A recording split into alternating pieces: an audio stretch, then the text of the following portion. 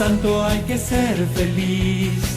No hay santidad sin felicidad. Para ser santo hay que ser feliz. Buenas noches, hermanas y hermanos. Bienvenidos nuevamente a su programa Viviendo el Evangelio, donde nosotros, la finalidad de este programa es ir aprendiendo poco a poco un trabajo pastoral, porque la vida de la iglesia es una vida pastoral. Y nosotros en esta vida pastoral pues nos movemos siguiendo los pasos de Jesús, el buen pastor, que la vida de Jesucristo realmente son los evangelios que se nos narran, que compartimos en la Eucaristía. Entonces tenemos nosotros que ir sintiendo ese llamado del Señor hacia dónde y cómo podemos servir a la iglesia.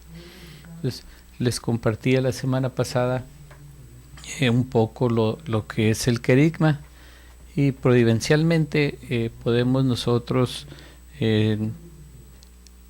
escuchamos desde el Evangelio del sábado pasado y el domingo, el día de ayer, cómo se nos da ese querigma, y lo digo de cómo se nos da ese querigma en el sentido de cómo Jesús se aparece a los apóstoles ante la incredulidad de ellos, pero una incredulidad de que se les aparezca el Señor, pues más que nada es por el miedo que tienen.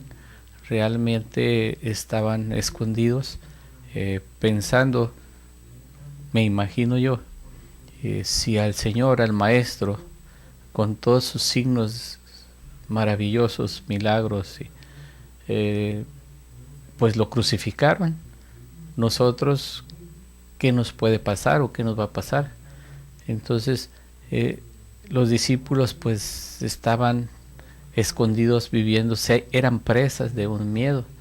Como el Evangelio ayer nos narra, Jesucristo se les presenta y les dice: la paz esté con ustedes.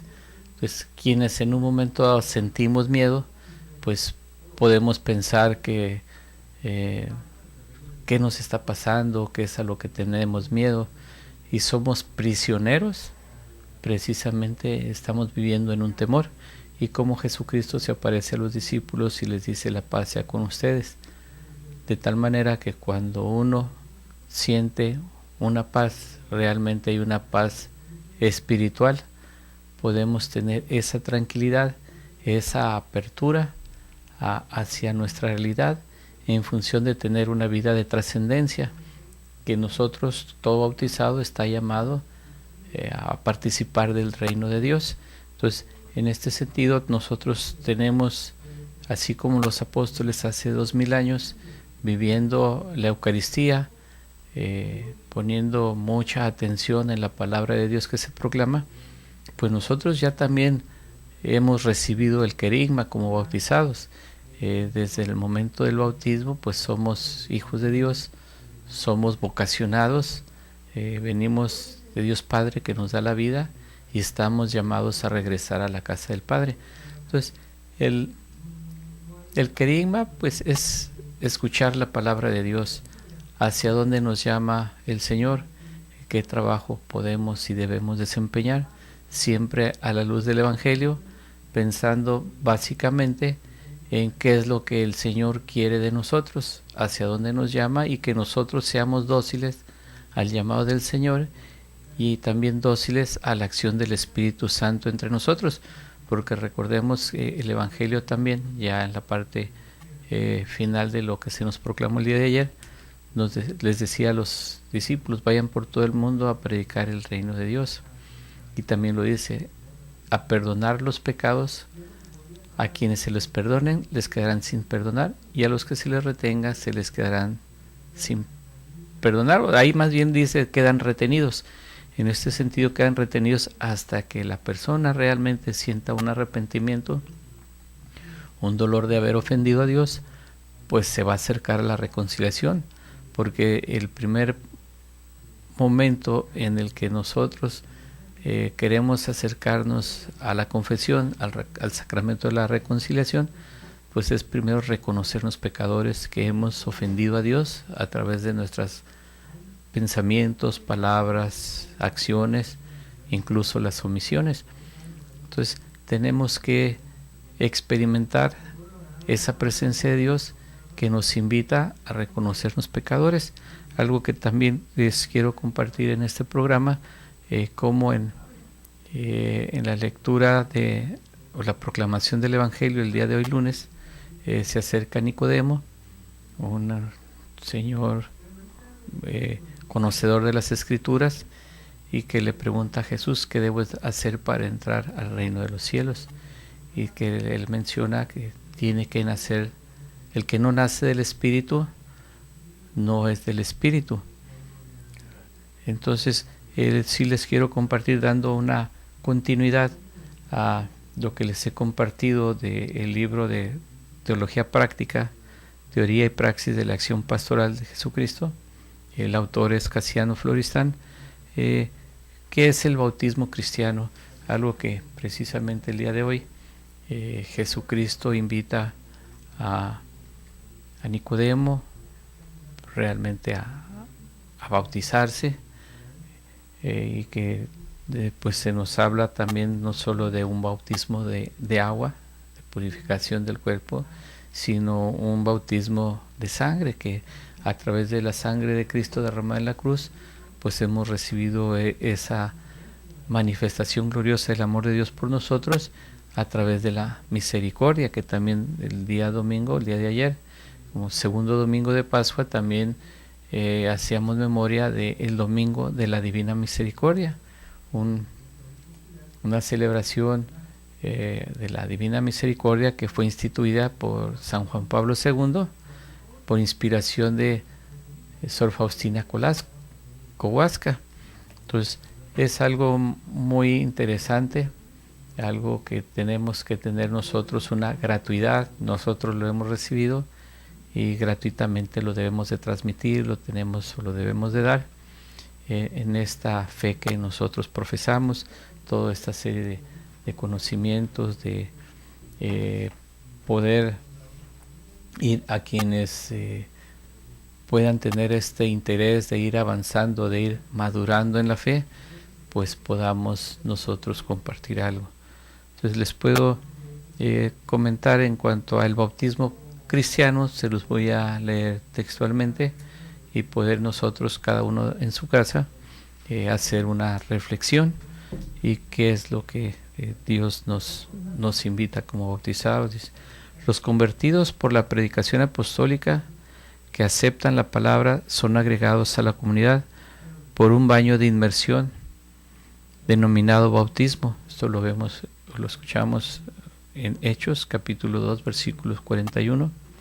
Es decir, la evangelización de la iglesia primitiva termina su cometido con el bautismo, gesto fundamental de entrada en la comunidad de creyentes y acto por el cual el bautizado se asocia a la obra de Dios. Sin embargo, el bautismo no fue un gesto típico de Jesús. Aunque Jesús fue bautizado por Juan e incluso bautizó durante algún tiempo, se dedicó casi exclusivamente a proclamar el Evangelio del reino, sin utilizar el gesto ritual bautismal. De hecho, el término bautismo solo aparece en 2 ocasiones después de la muerte del Bautista, cuando el mismo Jesús alude al baño de su sangre en su cruz, el Evangelio según San Marcos capítulo 10 versículo 38, o a la inmersión de las aguas de su propia vida entregada. Lo podemos confrontar con Lucas capítulo 12 versículo 50. Podríamos decir que todo el rigor de la vida de Jesús es un acto bautismal, o que el bautismo tiene su significación profundamente cristiana. El origen del bautismo, afirma un autor, es el mismo que el de la cena del Señor y resurrección de Cristo. ¿Sí? Como en las comunidades primitivas se llevaba también un proceso de formación, lo que podemos decir nosotros analógicamente lo que se hace hoy a los catecúmenos, quienes ya de 6 años en adelante se invita a las personas a que vayan y reciban una catequesis para que vayan conociendo más de nuestra fe, la fe que nosotros profesamos, para que estén realmente no solo convencidos, sino realmente convertidos, para en un momento poder recibir en la pila bautismal el bautismo. Entonces, sí es interesante cómo esto de los convertidos, mediante la predicación y la aceptación de que Jesucristo es el Hijo de Dios, las personas que están preparándose, puedan recibir el bautismo. Esto lo vimos ya en el bautismo de los catecúmenos hace 9 días, en lo que fue la vigilia pascual. Nosotros podemos ser pues hijos de Dios, que es lo que nos da el bautismo. Entonces nosotros tenemos que compartir esa experiencia, ese reconocer a Jesús como el Hijo de Dios, y que al proclamar el Evangelio del Reino sea realmente un signo, como aquí nos dice, de el término, como dice aquí, el término bautismo solo aparece en 2 ocasiones después de la muerte de Bautista, cuando el mismo Jesús alude al baño de su sangre, el baño de sangre en su cruz. Entonces esa es realmente el bautismo de fe, que a través de la sangre derramada por Cristo, pues todos somos muertos al pecado, resucitados a una vida eterna, que todos como bautizados estamos llamados. Quiero compartirles, antes de que se me agote el tiempo de este primer segmento, quienes nos escuchan a través de la radio nos puedan ver a través de internet, accesando a www.tjcatólico.com. Y si quieren compartirnos algún comentario, nos pueden llamar al teléfono en cabina, el 608-3652. Regresamos después de un corte. Para ser santo hay que trabajar, no hay santidad si no hay esfuerzo. Para ser santo hay que trabajar primero.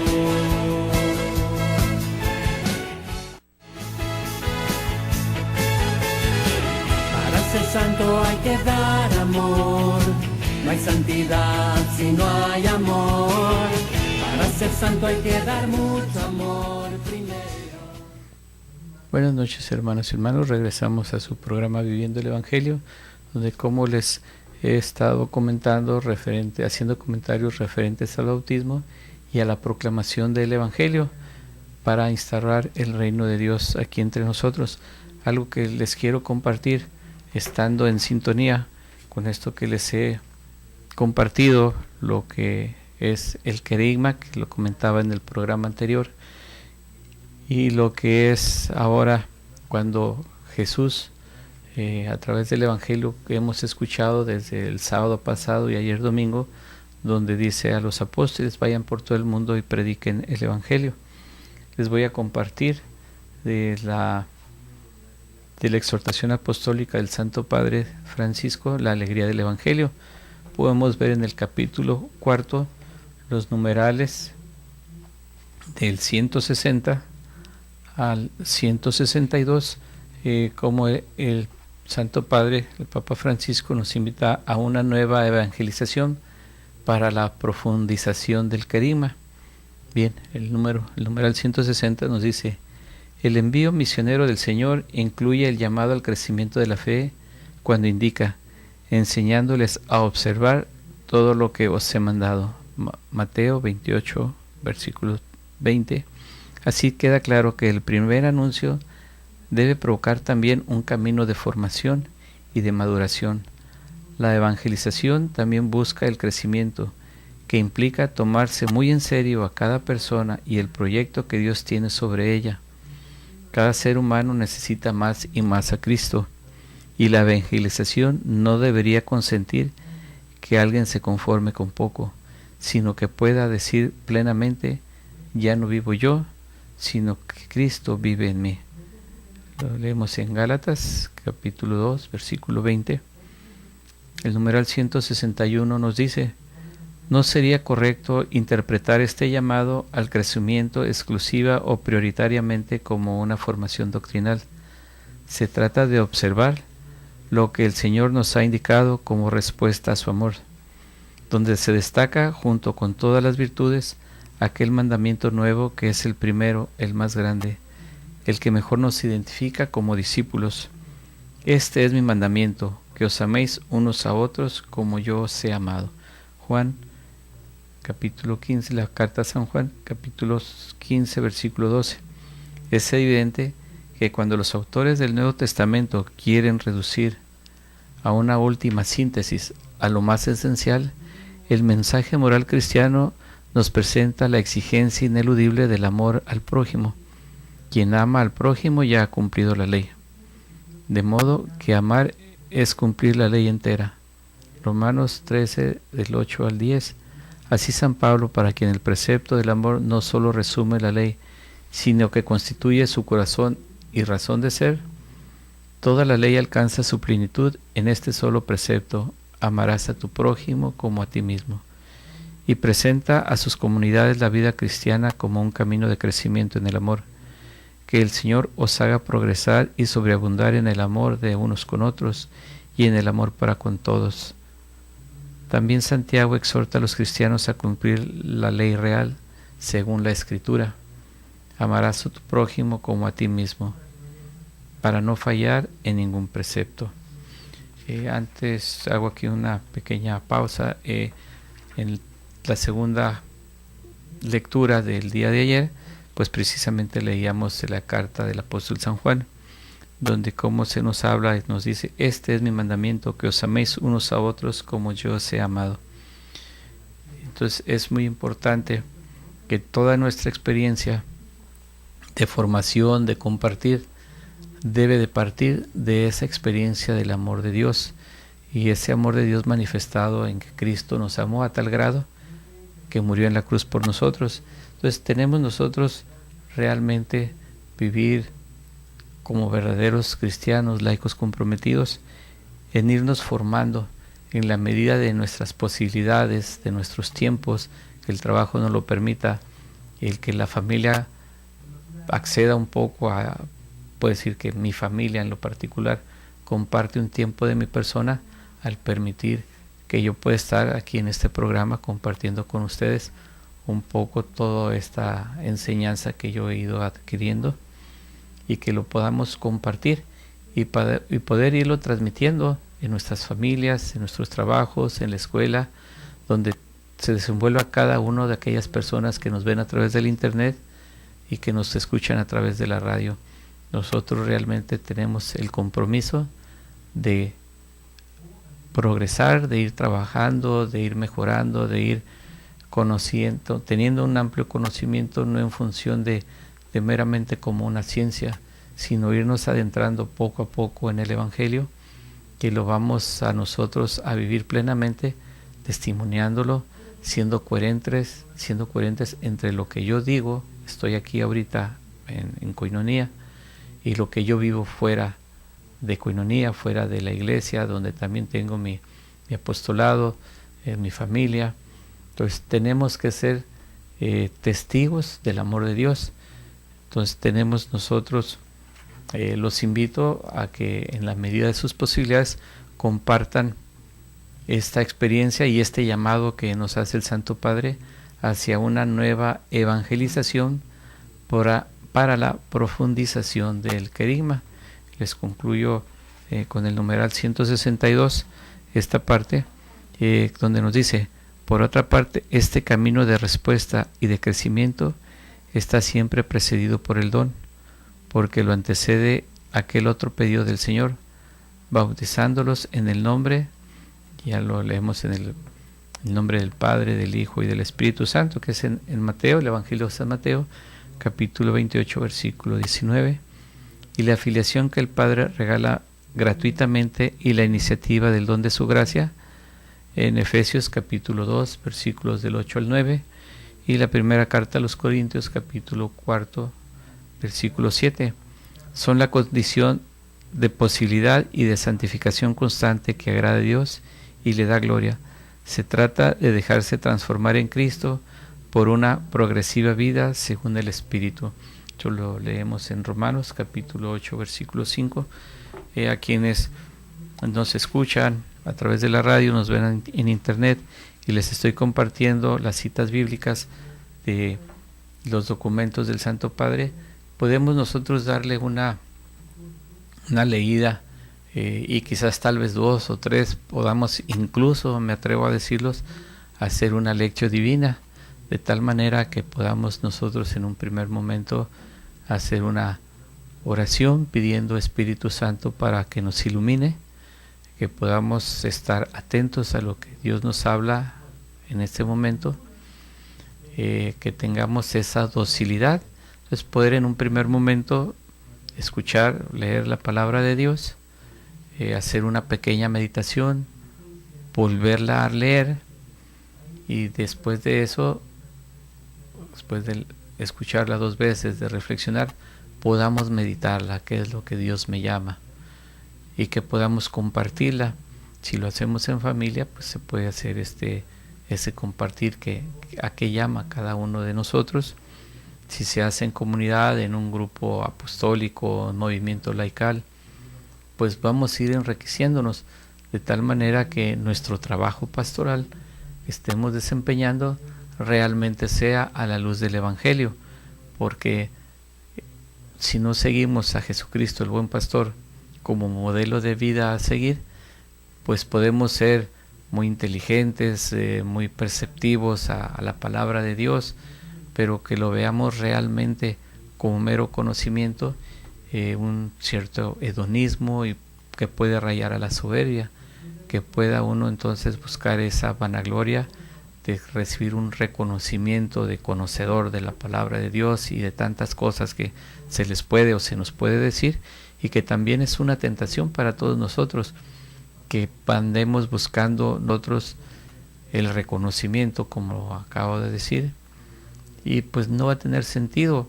porque al final, en un momento dado, tratando o utilizando la palabra de Dios, pues podamos nosotros encontrar pues una situación grave de pecado, como dice San Pablo en una de sus cartas, que si nosotros llegamos a escandalizar, podemos caer en un pecado mortal que no debemos de escandalizar.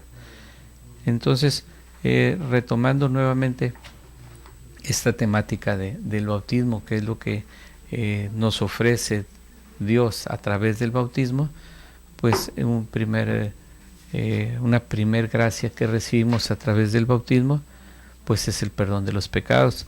Recordemos un poco que cuando somos niños y nos llevan a bautizar, pues se nos elimina, se nos perdona el pecado original que en nuestra condición humana tenemos por naturaleza, quienes nosotros podemos con un poco de conocimiento, lo que le llamamos el pecado original, que es esa tentación del hombre en su naturaleza humana a sentirse ser Dios, y que pues en nuestra actualidad, en esta sociedad en la que vivimos un ateísmo practicante, rampante, pues estamos tentados. Entonces tenemos que volver a escuchar nuevamente el Evangelio, que este tiempo de Pascua nos invite a retomar nuevamente el camino correcto, que es a partir de la pasión, muerte y resurrección de nuestro Señor Jesucristo, también tengamos nosotros este reencuentro con Dios.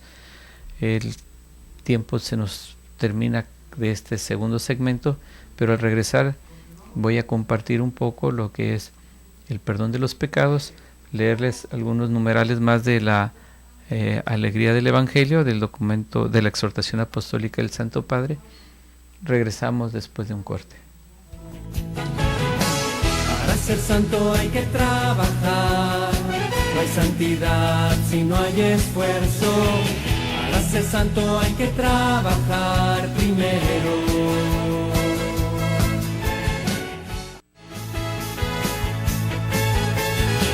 Para ser santo hay que dar amor, no hay santidad si no hay amor. Para ser santo hay que dar mucho amor primero. Bien, buenas noches, hermanos. Regresamos a este tercer segmento. Les recuerdo a quienes nos escuchan a través de la radio, nos pueden ver a través del internet, accesando a www.tjcatólico.com, y quienes quieran compartir algún comentario nos pueden llamar por teléfono a cabina al 608-3652.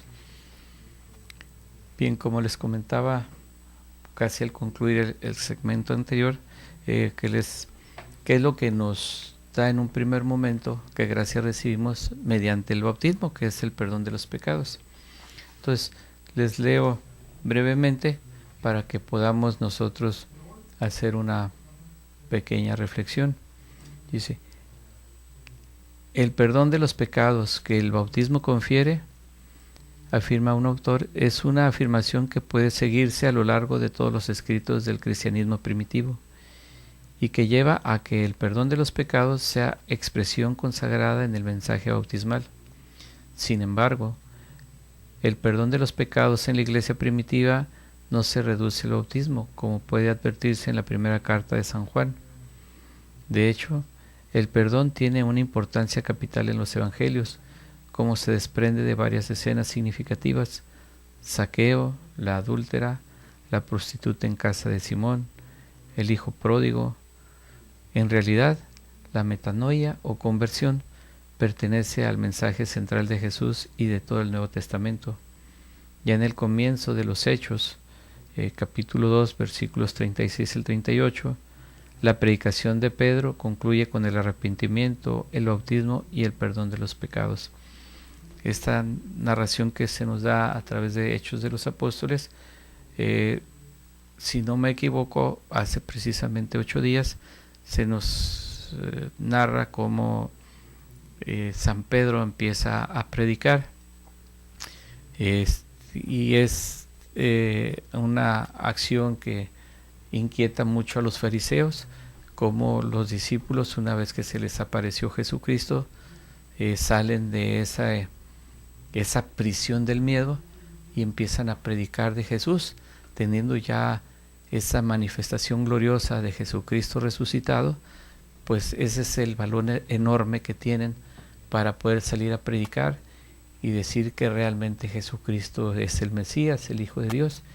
Y es esta una bella oportunidad que a través de la iglesia en la liturgia, pues estamos dentro de un ciclo litúrgico recordando, y no solo recordando textualmente y literalmente, sino haciendo memoria, haciendo presente cada día esta experiencia pascual de Jesucristo, que es a través de la Eucaristía, porque la Eucaristía misma es la Pascua misma del Señor, donde a través de ella vivimos la pasión, muerte y resurrección de nuestro Señor Jesucristo.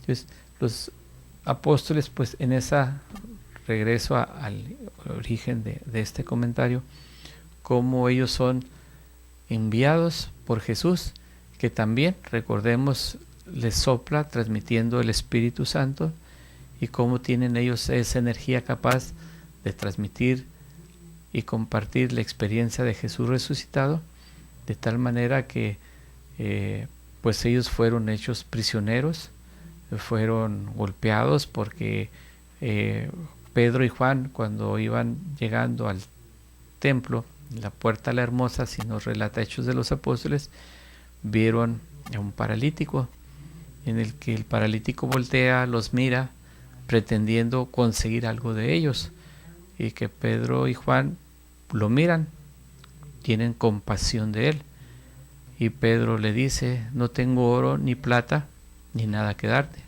lo único que tengo es, y ya dice, en el nombre de Jesús te ordeno que camines. Y el paralítico inmediatamente queda curado. A esto hago mención también, antiguamente en el pueblo judío se pensaba que todo enfermo era una manifestación de un hombre pecador, de una familia pecadora, y que era relegado, que incluso vivían fuera de la ciudad. Ya lo había comentado la vez anterior. Entonces, como esto del perdón de los pecados, como mencionaba, que se recibe a través del bautismo, como lo acabo de leer textualmente, pues el bautismo nos lleva también a una metanoia o a una conversión. Quienes ya hemos sido bautizados, pues de alguna manera o de muchas, seguimos nosotros reincidiendo en seguir pecando. También recuerdo al inicio del pontificado del Papa Francisco, como él anunció, y pudiéramos decir denunciar, anunciar en que Dios nunca se cansa de perdonar. Dios es infinitamente misericordioso, su gran amor de Padre siempre nos va a perdonar. Lo que dijo también o denunció el Santo Padre, el Papa Francisco, es: el hombre es el que se cansa de pedir perdón. ¿Cómo es que a través de nuestra soberbia, pues quizás no sea propiamente que nos cansemos de pedir perdón, sino que más bien somos personas obstinadas en seguir viviendo en el pecado, de no querer vivir esa metanoia que viene siendo la conversión, que es prácticamente el tema central de Jesús, porque recordemos, se nos dice, Jesús no vino a abolir las leyes, sino a darle la plenitud, y que tampoco vino por los sanos ni los justos, vino más bien por los pecadores. Entonces reconozcamos y revivamos esta fe, esa manifestación gloriosa de Jesús cuando nos dice que Él no viene por los justos, viene por los pecadores, que asumamos esa condición pecadora, que nos convirtamos. Esta conversión, la vida de nosotros es todo un proceso en el que a veces caemos, pero que el sacerdote está en el confesionario esperándonos a que nosotros, con un corazón arrepentido, nos acerquemos a Él, que a través de Él Cristo mismo es quien nos perdona los pecados. Entonces tengamos ese valor, ese manifestación o acción del Espíritu Santo que nos mueva a acercarnos al confesionario. Entonces les sigo compartiendo textualmente, dando fundamento a lo que les comparto ahorita. Después del bautismo, los cristianos pecadores podían asumir una segunda conversión. Aunque tenemos pocos datos de cómo se desarrolló la reconciliación en la iglesia primitiva, evidentemente la iglesia no es comunidad de santos, sino de pecadores que cometen a veces faltas graves. Para llegar al perdón, el cristiano debe convertirse y hacer penitencia, sinónimo de confesión. La confesión, afirma un autor, es una condición previa a toda verdadera plegaria, y en este sentido se realiza en las reuniones de la comunidad cristiana, sobre todo antes de las celebraciones eucarísticas. En el caso de faltas leves, basta un arrepentimiento general sin confesión personal detallada. Para las faltas graves, el pecador era separado de la comunidad hasta cumplir una penitencia proporcionada a su pecado, o proporcional a su pecado. La reconciliación primitiva era retorno a la comunidad. Esto es muy interesante para nosotros, en los que les comparto.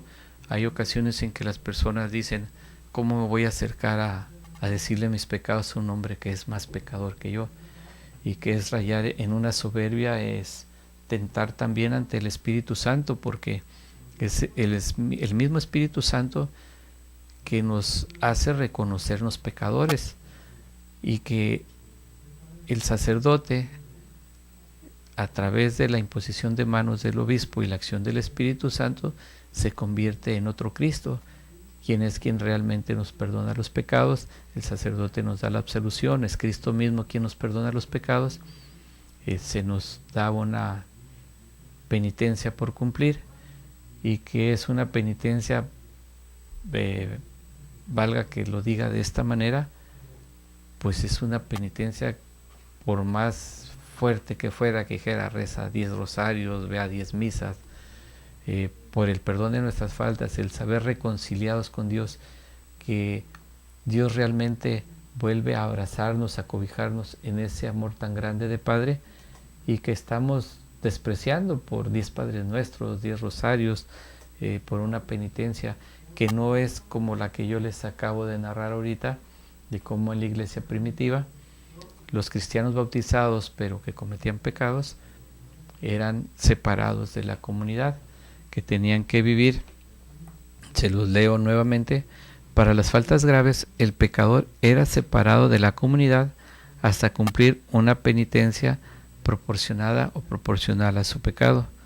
La reconciliación primitiva era retorno a la comunidad. O sea, aprovechemos todos estos beneficios, todos estos dones que recibimos gratuitamente, en los que podemos nosotros transformar esta sociedad de Tijuana en la que estamos viviendo, que cada día vemos más hechos de corrupción, de riquezas, no digo solo justificadas, sino que son ofensivas para un pueblo que vive prácticamente en la miseria, sueldos mínimos injustos. En fin, no quiero hacer señalamientos que no corresponden a este programa, pero que si nosotros día con día vamos transformándonos nosotros mismos, convirtiéndonos, conviviendo y compartiendo esas gracias recibidas con nuestras familias, que es la iglesia doméstica, podemos ir transformando poco a poco esta comunidad que requiere tanto del amor de Dios. Este segmento se nos termina y regreso después de un corte. Para ser santo hay que trabajar, no hay santidad si no hay esfuerzo. Para ser santo hay que trabajar primero.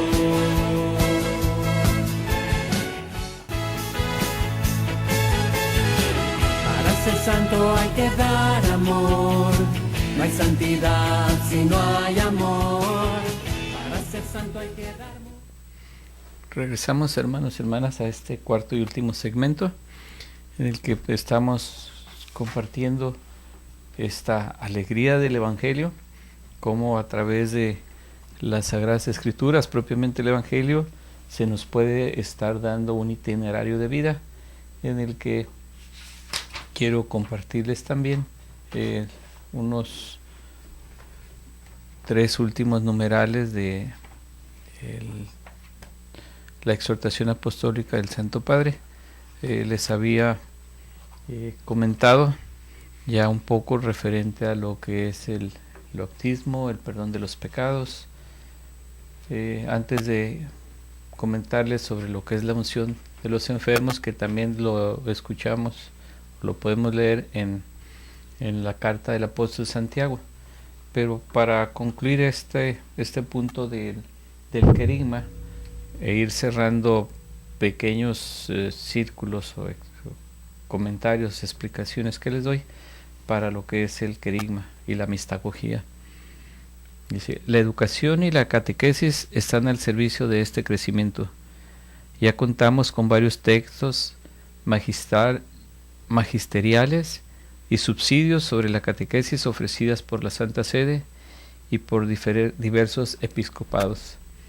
Recuerdo la exhortación apostólica de Catequesis Tradenae en 1979, el Directorio General de la Catequesis 1997, el Papa San Juan Pablo II, y otros documentos cuyo contenido actual no es necesario repetir aquí. Quisiera detenerme solo en algunas consideraciones que me parecen convenientes destacar. Hemos redescubierto que también en la catequesis tiene un rol fundamental el primer anuncio o querigma, que debe ocupar el centro de la actividad evangelizadora y de todo intento de renovación eclesial. El querigma es trinitario, es el fuego del Espíritu que se dona en forma de lenguas y nos hace creer en Jesucristo, que con su muerte y resurrección nos revela y nos comunica la misericordia infinita del Padre. En la boca del catequista vuelve a resonar siempre el primer anuncio: Jesucristo te ama, dio su vida para salvarte y ahora está vivo a tu lado cada día, para iluminarte, para fortalecerte, para liberarte. Cuando a este primer anuncio se le llama primero, eso no significa que está al comienzo y después se olvida o se reemplaza por otros contenidos que lo superan. Es el primero en un sentido cualitativo, porque en el anuncio principal, ese que siempre hay que volver a escuchar de diversas maneras y ese que siempre hay que volver a anunciar de una u de otra forma a lo largo de la catequesis, en todas sus etapas y momentos.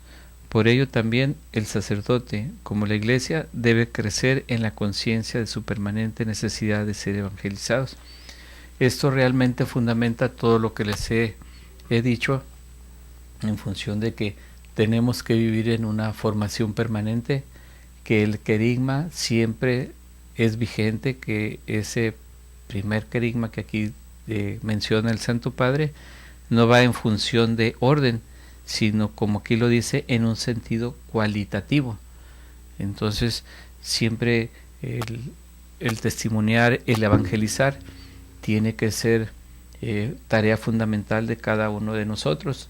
En un momento más, antes de que se nos termine el tiempo, estoy también leyendo un libro que es sobre San Francisco de Asís, en el cómo a través de su vida realmente llevó una vida totalmente evangélica. Esto les comparto que llegó en una ocasión un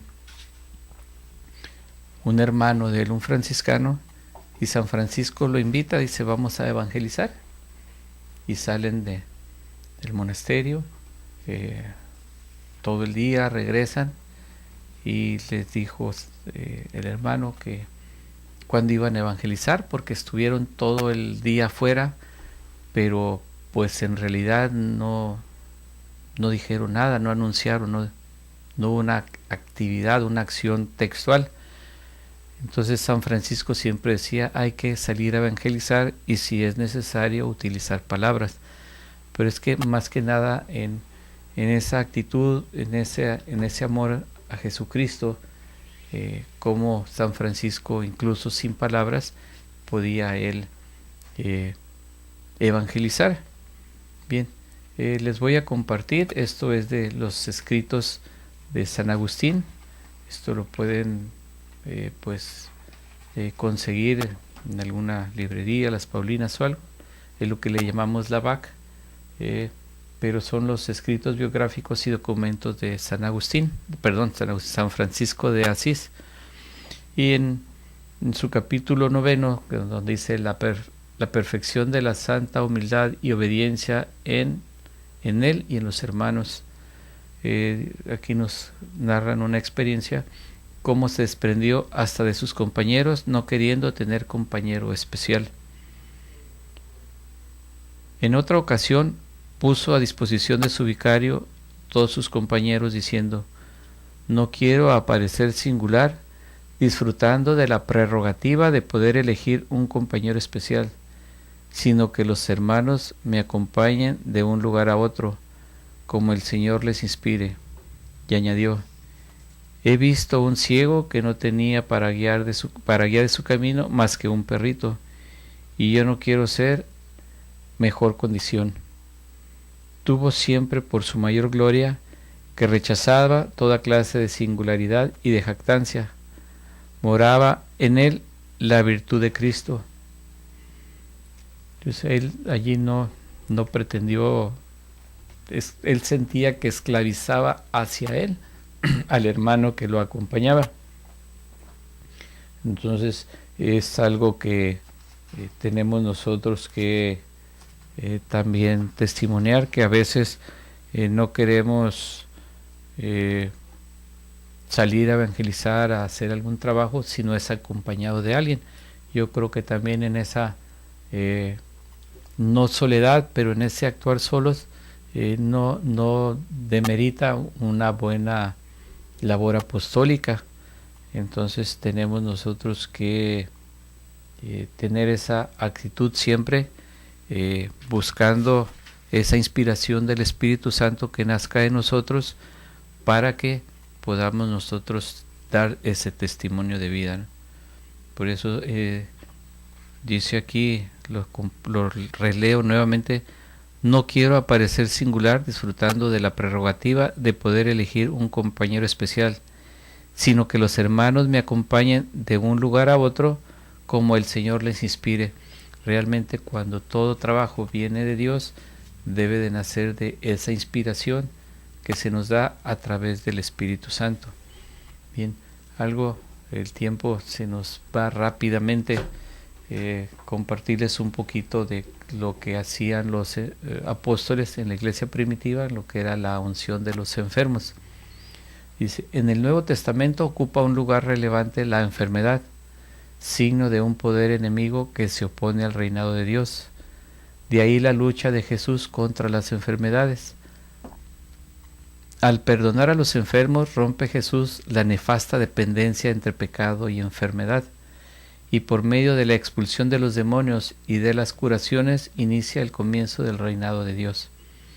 Esta acción caritativa de Jesús se fundamenta según San Mateo, el Evangelio según San Mateo capítulo 8 versículo 17, con la afirmación de Isaías, el profeta Isaías capítulo 53 versículo 5, y nos narra aquí, como dice en Isaías: Él tomó nuestras dolencias y cargó con nuestras enfermedades.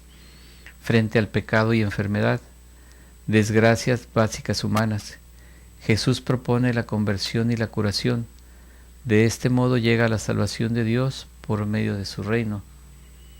Los discípulos de Jesús, de acuerdo con el mandato de su Maestro, proclaman la buena noticia del reino y curan toda clase de dolencias y enfermedades, pero las curaciones no son mágicas. Presuponen la fe o la aceptación de que Jesús cura con el mismo poder de Dios. Son manifestaciones de la presencia activa del Señor resucitado o teofanías de Dios en su reino. Hubo en la Iglesia desde sus comienzos un carisma de curación o don de curar, cuyo significado es difícil de precisar. Lo que sí puede afirmarse es que el ministerio de los enfermos es esencial a la Iglesia desde sus mismos comienzos. Y en esto que les comento ya en el próximo programa puedo profundizarlo un poco o adentrarme un poco en él.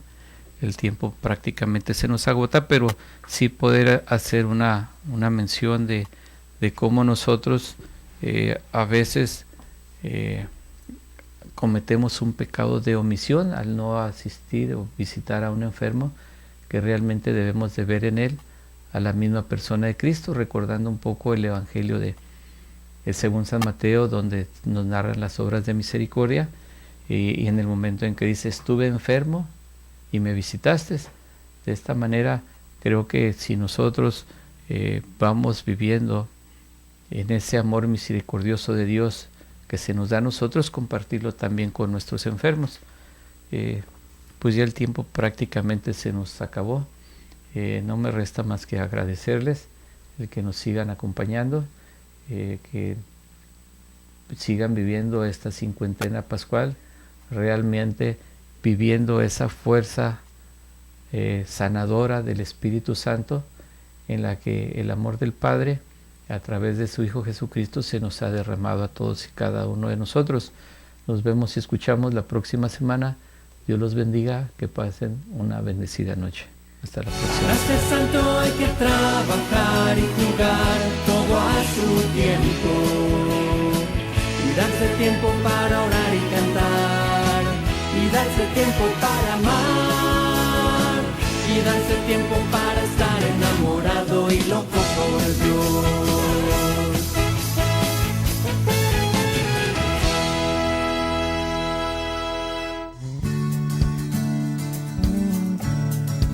Koinonía Radio, levantando la voz para evangelizar.